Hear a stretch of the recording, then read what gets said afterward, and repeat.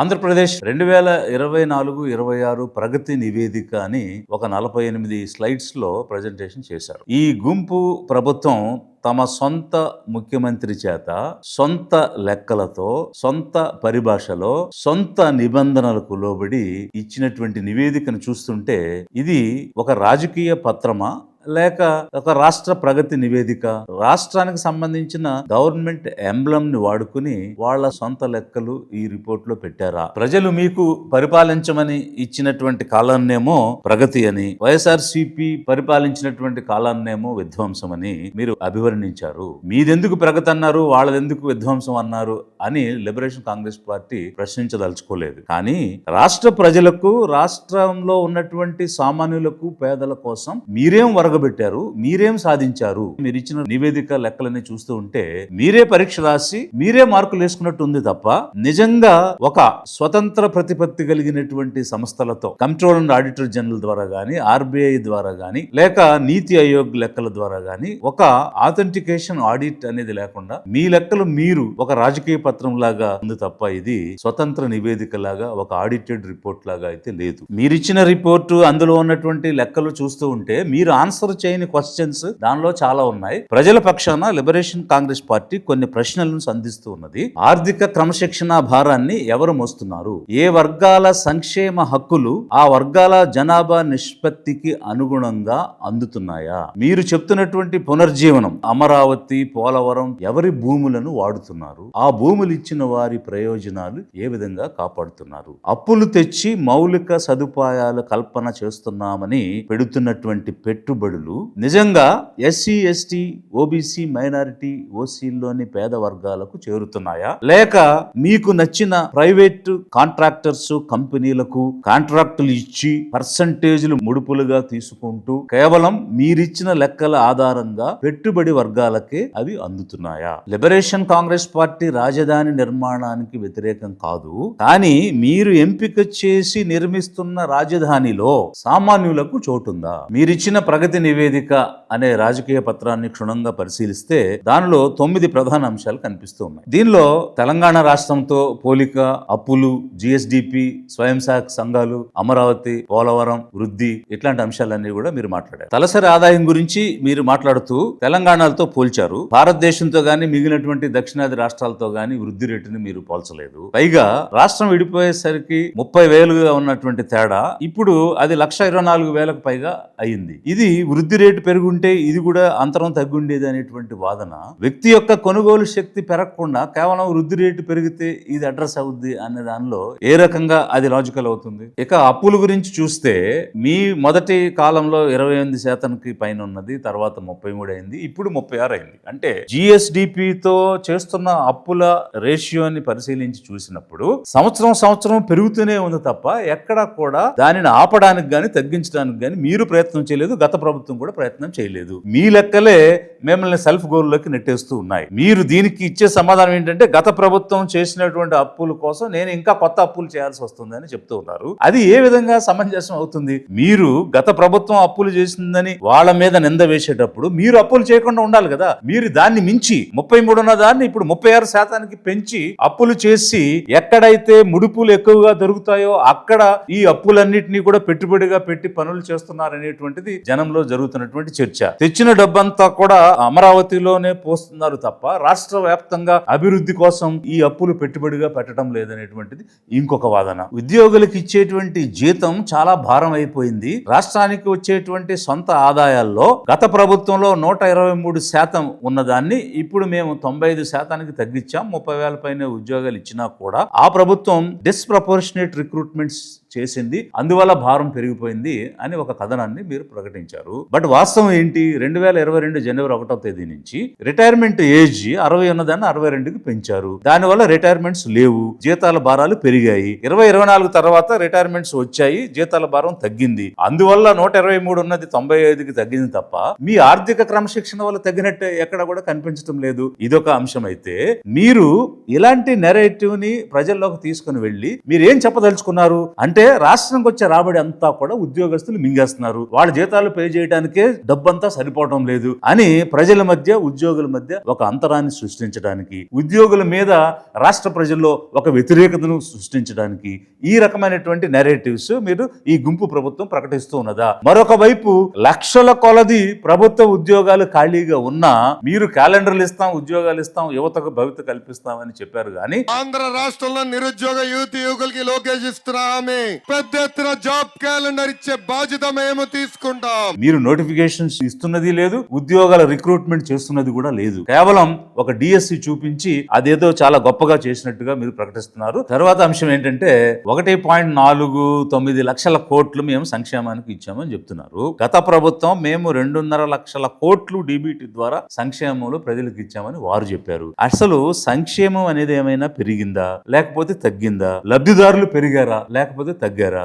ఇదొక అంశం అయితే, నవరత్నాలని వాళ్ళు, సూపర్ సిక్స్ అని మీరు ఉన్న పథకాలకు పేర్లు మార్చి అవే అమలు చేస్తున్నారా లేకపోతే నిజంగానే ఎవరికి ఏ రకమైన సంక్షేమం ఇస్తే వారు అభివృద్ధి చెందుతారు అనేటువంటి ఒక పద్ధతి ఏమైనా మీరు పాటిస్తున్నారా? వాళ్ళు చేసిందే మీరు చేస్తున్నారు. ఆ రోజు వాళ్ళని మీరు విమర్శించారు. ఈ రోజు నేను లిబరేషన్ కాంగ్రెస్ పార్టీ నుంచి గత ప్రభుత్వాన్ని మిమ్మల్ని కూడా అడుగుతున్నాను. కేవలం డబ్బులు పంచటం వల్ల ఆస్తులు రావడం గాని సంపద పెరగడం గాని జరుగుద్దా? మీరు సంపదను సృష్టించే మార్గాలు చూపించకుండా, నిరుద్యోగులకు ఉద్యోగాలు ఇవ్వకుండా, స్వయం ఉపాధిని ఇవ్వకుండా, వాళ్ళ వ్యాపారాలకు పెట్టుబడి నిధులు ఇవ్వకుండా, యువతను భవిష్యత్తు కల్పించకుండా కేవలం డబ్బులు పంచడం వల్ల సంపద ఎలా వస్తుంది? సస్టైనబుల్ గ్రోత్ ఎలా వస్తుంది? స్థిరమైనటువంటి ఆదాయము, స్థిరమైనటువంటి ఎదుగుదల ఎలా వస్తుంది? గత ప్రభుత్వం ఈనాడు, ఆంధ్రజ్యోతి పదే రాశారు, 20 స్కీమ్లు ఎత్తారు, 29 స్కీమ్లు ఎత్తేసారని చెప్పారు. మీరు ఎస్సీ కార్పొరేషన్ ద్వారా గానీ, ఎస్టీ కార్పొరేషన్ ద్వారా గానీ, బీసీ కార్పొరేషన్ ద్వారా గానీ, ఈబీసీ కార్పొరేషన్స్ గానీ, బ్రాహ్మణ్ గానీ, వైశ్య గానీ, కమ్మ గానీ, రెడ్డి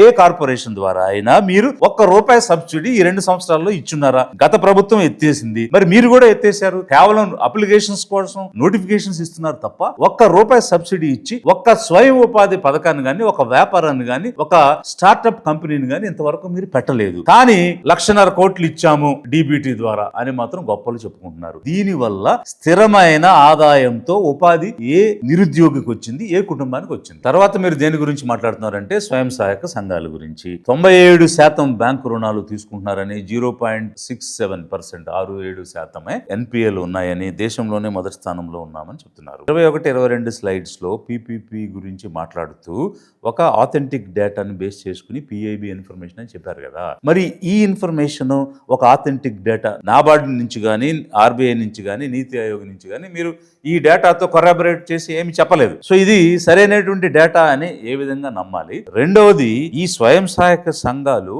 వాళ్ళ పర్ఫార్మెన్స్ ని బట్టి, రీపేమెంట్ ని బట్టి బ్యాంకు రుణాలు ఇస్తుంది తప్ప గవర్నమెంట్ ఇంటర్వెన్షన్ వల్ల అదనంగా వచ్చింది అయితే ఇక్కడేం కనిపించడం లేదే. తర్వాత అంశం, మీరు అమరావతి గురించి మాట్లాడుతున్నారు. 38వ స్లైడ్లో 1631 రోజులు వీళ్ళు నిరాహార దీక్షలు చేసి రైతులు గందరగోళం చేయడం వల్ల వరల్డ్ బ్యాంక్ నుంచి వచ్చేటువంటి లోన్ ఆగిపోయిందని.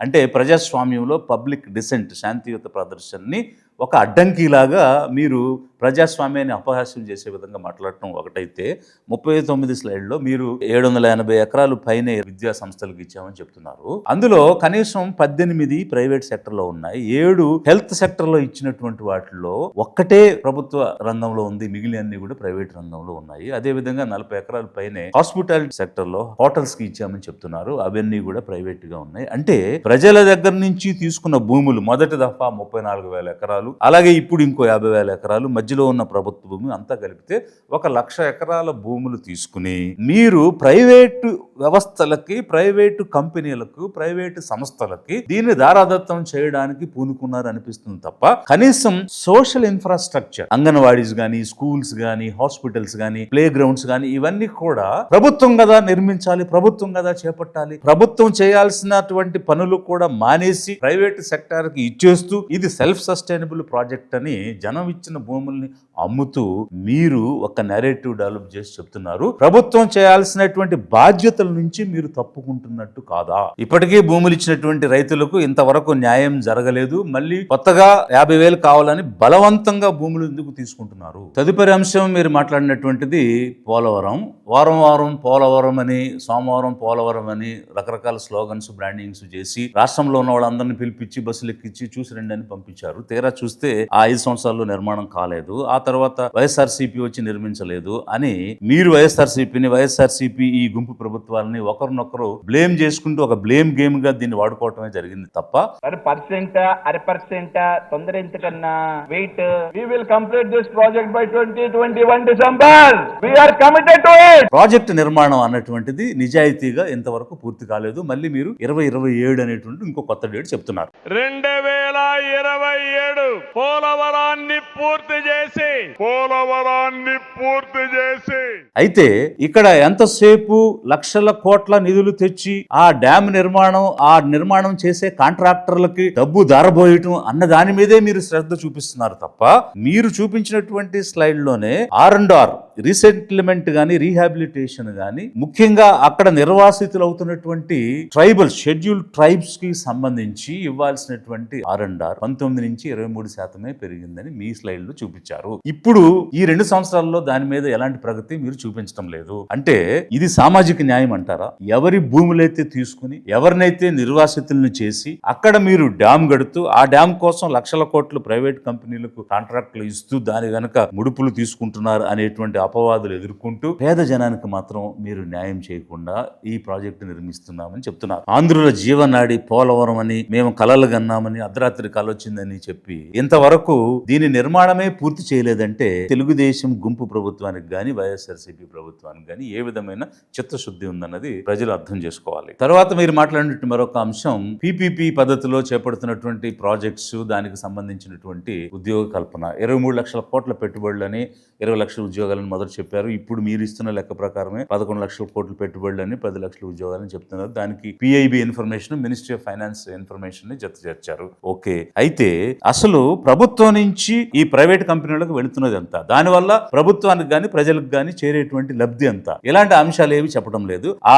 MOUల్లో గాని MOAల్లో గాని ఉన్న కండిషన్స్ ఏంటి, ఏమేమి గవర్నమెంట్ చేస్తుంది, ఏమేమి ప్రైవేట్ కంపెనీలు చేస్తాయి అనే దాని మీద స్పష్టత లేదు. ఎన్ని కోట్ల విలువైన భూములు ఇస్తున్నారు, ఎన్ని కోట్లు సబ్సిడీలుగా ఈ కంపెనీలకు ఇస్తున్నారు. ఫర్ ఎగ్జాంపుల్ కరేడు దగ్గర ఇండోసోల్కి 4,500 కోట్లు సబ్సిడీ ఇస్తున్నాం ఇండోసోల్కి అని జీవో ఇచ్చారు. ఇక్కడ అదానీ డేటా సెంటర్కి 22,000 కోట్లు సబ్సిడీ ప్రభుత్వం ఇస్తుంది అని చెప్పేసి మీరు జీవోలు ఇస్తున్నారు. అలాగే విద్యుత్తులో రాయితీలు ఇస్తున్నారు. నిజంగా రాష్ట్ర ప్రభుత్వం ఇచ్చే సబ్సిడీల విలువకి మీరు చెప్పే ఉద్యోగాలు వస్తే వాళ్ళకు పే చేసే జీతాల విలువకి పోల్చి చూస్తే ఏ విధంగా ఇది రాష్ట్రంలో పురోగతి అవుతుంది? ఇవి కేవలం శంకుస్థాపన రాళ్లేసి భూములు కొట్టేయటం తప్ప నిజ రూపంలో ఉద్యోగాలు వచ్చినటువంటి పరిస్థితి కానీ వస్తాయనేటువంటి దానికి నమ్మకం కానీ లేదు. కేవలం ఇవన్నీ కూడా అంచనాలే. బట్ నిజంగా ఎంతమంది నిరుద్యోగులకు ఈ రోజు ఉద్యోగాలు వచ్చాయి? ఇవన్నీ చూస్తుంటే మీరు ఇచ్చినటువంటి నివేదిక సామాన్యులు, పేదలు, ముఖ్యంగా SC, ST, OBC, మైనారిటీ, ఓసీల్లో ఉన్నటువంటి పేదలు ఏ వర్గానికి ఏ విధంగా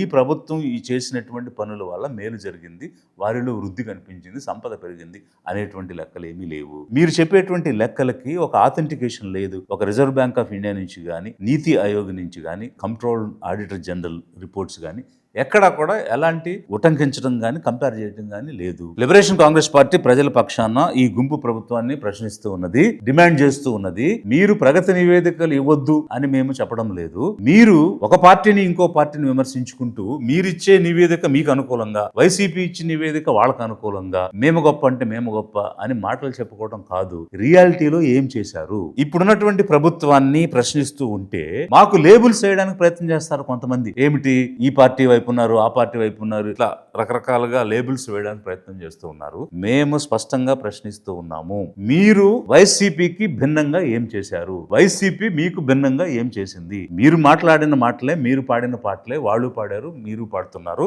ఎక్కడా కూడా మాకు తేడా కనిపించడం లేదు. మీరు రెండు ఒకటే, దొందే. మేము మీ నివేదికల్లో ఏమి అడుగుతున్నామంటే, ఒక సామాజిక న్యాయం అనేది జరుగుతుందా? ఆయా వర్గాలకు ఆ నిష్పత్తి ప్రకారంగా మేలు జరుగుతుందా? ప్రభుత్వ యొక్క ఆస్తుల్ని, ధనాన్ని ప్రైవేట్ కంపెనీలకు ఇవ్వటమేనా, లేకపోతే వాటిని ప్రభుత్వం బాధ్యతగా పనిచేసి సామాన్యులకు, పేద జనానికి ఏమైనా ఆస్తులు పెరిగే కార్యక్రమాలు చేస్తున్నారా? ఆ నివేదికలు ఏమి లేవు. వారికి స్థిరమైన అభివృద్ధి ఇచ్చారా? ఆ నివేదికలు ఏమి లేవు. వారికి భూములు ఇచ్చారా, ఆస్తులు ఇచ్చారా, ఉద్యోగాలు ఇచ్చారా, పెట్టుబడి నిధులు ఇచ్చారా? ఆ నివేదికలు ఏమి లేవు. పోలవరం నిర్వాసితులు గాని, అమరావతి నిర్వాసితులకు గాని పునరావాసం కల్పించారా అనేటువంటి ముఖ్యమైనటువంటి అంశం మీద ఎలాంటి నివేదికలు లేవు. ఇవి లేనటువంటి నివేదికలు రాజకీయమైనటువంటి పత్రాలే తప్ప నిజమైనటువంటి రాష్ట్ర ప్రగతి కాదు. అధిక జనం ఆలోచించండి, గ్రహించండి. ఎందరో మహనీయుల సిద్ధాంతాలు, యోధుల ఆశయాల సమ్మేళనం. దళాధిపతి విజయ్ కుమార్. విజయ్ కాల్స్. పేదల చేత, పేదల యొక్క, పేదల కోసం సుస్థిర ప్రభుత్వ ఏర్పాటే అధిక జన మహాసంకల్పం.